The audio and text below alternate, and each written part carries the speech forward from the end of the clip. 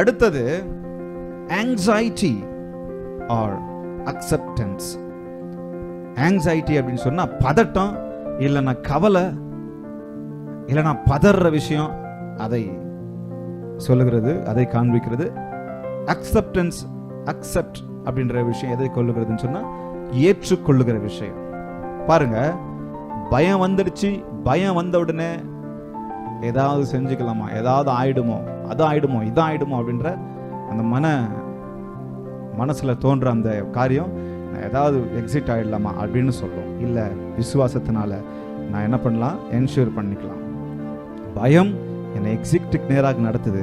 இந்த எக்ஸிட் எதுக்கு நேராக நடத்த தெரியுமா?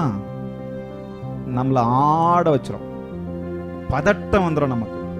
இந்த பதட்டம் வந்த உடனே நம்ம என்ன சொல்லுவாங்க, பதறாத காரியம் செதறாது. நடுங்கிட்டு பயம் வந்துடுச்சு, எனக்கு எதுவும் செய்ய முடியல, ஏதோ ஆயிட போகுது அப்படின்னு சொல்லி உடனே அந்த அந்த அந்த ஆங்ஸைட்டி, அந்த கோபம் மாதிரி என்ன செய்யறதுன்னு தெரியல, தலையெல்லாம் பூச்சி ஓடுது, பதட்டம் ஆயிடுது.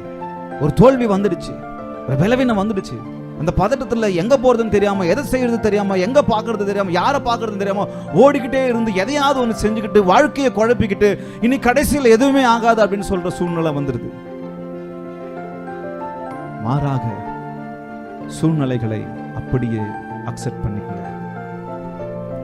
அது ஒருவேளை கர்த்தர் கொண்டு வந்திருக்கலாம், அது ஒருவேளை நாம் நம்முடைய அறியாமையில நம் வாழ்க்கையில அந்த சூழ்நிலைகளை கொண்டு வந்திருக்கலாம், ஒருவேளை நம்முடைய சரீர பலவீனத்தினால நம்ம அந்த சூழ்நிலை வந்திருக்கலாம், இன்னும் பல காரியங்கள் வந்திருக்கலாம். என்ன கவனிங்க, இன்னும் பல காரியங்கள் வந்திருக்கலாம், பல காரியங்கள்னால வந்திருக்கலாம். ஆனா சூழ்நிலைகளை நாம் அப்படியே அக்செப்ட் பண்ணிக்கணும். சில சமயங்களில் நாம் பதறதுனால, பயப்படுறதுனால, முடிஞ்சிடுச்சு அப்படின்னு நினைக்கிறதுனால எனக்கு நடக்கிற விஷயத்தை நான் ஏற்றுக்கொள்ள மாட்டேன், அக்செப்ட் பண்ணிக்க மாட்டேன்.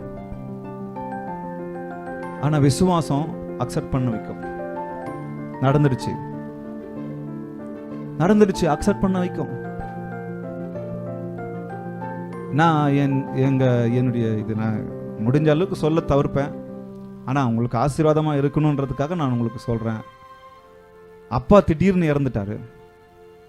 நாங்க எங்க வாழ்க்கையில நினைச்சே பார்க்கல. எங்க வாழ்க்கையில பல கற்பனை இருந்துச்சு. எங்களுடைய கடைசி காலத்துல நாங்க எல்லாரும் என்னுடைய சொந்த ஊர்ல இருக்கணும், அந்த சின்ன ஊர்ல இருந்து அந்த வீட்டை ஒரு இடத்த கட்டிக்கிட்டு நாங்களாச்சு ஒரு சின்ன விவசாயமாச்சு அப்படின்னு இருக்கணும்ன்ற பெரிய பெரிய கற்பனையெல்லாம் இருந்துச்சு. அவர் இறக்குறது இது யாருக்கும் தெரியாது. அவர் இறக்குறதுக்கு ஒரு 2 மாசத்துக்கு முன்னாடி, 3 மாசத்துக்கு அவருக்கு அந்த ஸ்மோக்கிங் பழக்கம் இருந்துச்சு. அப்பாவுக்கு ஒரு லெட்டர் எழுதலாம் அப்படின்னு சொல்லி நான் யோசிச்சுட்டு இருந்தேன். அப்பா, நீங்க இன்னும் என் கூட கொஞ்ச நாள் இருக்கணும், இன்னும் கொஞ்ச நாள் என் வாழ்க்கையில இருக்கணும், நீங்க இதெல்லாம் நீ விட்டுடு அப்படின்னு சொல்லி எல்லாமே அதெல்லாம் என் கற்பனையில இருந்து வந்து ஓடிக்கிட்டே இருக்கு. திடீர்னு கண்ணு வைக்கிற நேரத்தில் நாங்கள் சர்ச்சில், என்னுடைய சர்ச்சில் அங்கே இஏஜிசியில் இருக்கும்போது கண்ணு வைக்கிற நேரத்தில் நாங்கள் ப்ராக்டிஸ் பண்ணிக்கிட்டு இருக்கிறோம் கிறிஸ்மஸுக்காக.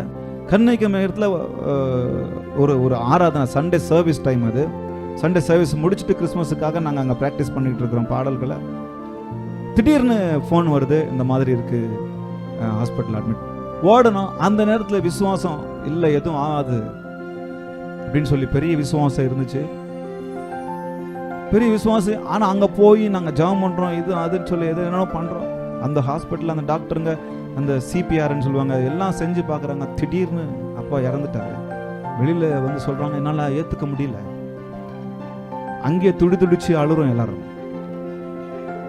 அது பல வருஷங்கள் என்னால் அக்செப்ட் பண்ணிக்க முடியல அந்த தோல்வி, அந்த இழப்பை. இப்பொழுது கூட விசுவாசம் மாத்திரம் எனக்குள்ளாக இல்லாம இருந்தா அதை இன்னைக்கு வரைக்கும் நான் ஏத்துக்க மாட்டேன். ஆனா விசுவாசம் இருக்கிறதுனால அதை நான் அக்செப்ட் பண்ணிக்கிறேன். இறந்தாச்சு, இனி என் வாழ்க்கையில எங்க குடும்பத்துல அவர் இல்ல. அப்ப கொஞ்சம் யோசித்து பாருங்க, நான் எதையும் ஏற்றுக்கொள்ளுகிற இருதயம் விசுவாசம் இருக்கும்போது கொடுக்கும். அப்ப என் தோல்வி, என் இழப்பு, என் அப்பாவை இழந்தது என்னால ஏற்றுக்கொள்ள முடியல. கேள்வி கேட்கிறேன், ஏன்பா எனக்கு அவரை நாங்கள் சீக்கிரமா அன்னைக்கு நான் நினைக்கிறேன் 5 மணி நினைக்கிறேன், அன்னைக்கு மதியம் ஒரு மறுநாள் காலையில ஒரு 12 மணிக்கெல்லாம் நாங்கள் எடுத்துட்டோம். என்னால் அவர் அந்த மாதிரி இருக்கும்போது பார்க்க முடியல. என் கூட நடந்தவர், என்ன எல்லாவற்றையும் கற்றுக் கொடுத்தவர். அப்படி பார்க்க முடியல, இல்ல நீங்க சீக்கிரமா எடுத்துடலாம். அதன் பிறகு எவ்வளவு நாள் அழுதுகிட்டே இருப்போம். வண்டியில போவேன், திடீர்னு அழ ஆரம்பிச்சிருவேன். எங்கேயாவது ஒரு இடத்துல நின்றுட்டு அழ ஆரம்பிச்சு நின்றுட்டு இருப்பான். அதை ஏற்றுக்கொள்ள முடியல, நிறைய விஷயங்கள் ஏற்றுக்கொள்ள முடியல. ஆனா ஏற்றுக்கொண்டுதான் ஆகணும், அக்செப்ட் பண்ணிக்கணும். அக்செப்ட் பண்ணாதான் மீதி இருக்கிற வாழ்க்கைய, கூட இருக்கிற எல்லாரையும் நானும் நீங்களும் கவனிக்க முடியும். உங்க ஊழியத்தை கவனிக்க முடியும், குடும்பத்தை கவனிக்க முடியும். ஒருவேளை இப்படிப்பட்ட சூழ்நிலை நீங்களே யாரெல்லாம் இருக்கலாம், இனி வரப்போகிற நாட்கள் ஏதாவது நடக்கலாம். அக்செப்ட் பண்ணிக்கிட்டு தான் ஆகணும். அக்செப்ட் பண்ண முடியல, ஏற்றுக்கொள்ள முடியலன்னு சொன்னா நாம் கடவுளை விட்டே தூரம் போகிற சூழ்நிலை வந்துடும். சாதாரண கடன் பிரச்சனை, எனக்கு அந்த கடனை அந்த ஆண்டவர் சந்திக்கல, ஏற்றுக்கொள்ள முடியல, ஆண்டவர் விட்டு போயிடுறாங்க, ரொம்ப ஈஸியா போயிடுறாங்க.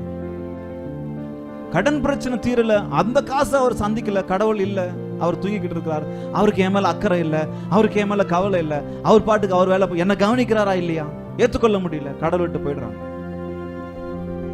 கடவுளை நீ யாருன்னு கேள்வி கேட்க, உனக்கு கவலை இல்லையான்னு கேட்கறாங்க. கேட்கிறோம் நம்ம,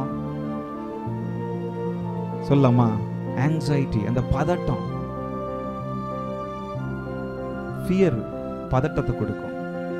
ஆனா ஃபெய்த் அக்செப்டன்ஸ். தோல்வியை ஏற்றுக்கொள்ளும், நம் பலவீனத்தை ஏற்றுக்கொள்ள வேண்டும். தவறு செஞ்சுட்டேன்னா அந்த தவறை நான் என்ன பண்ணணும்?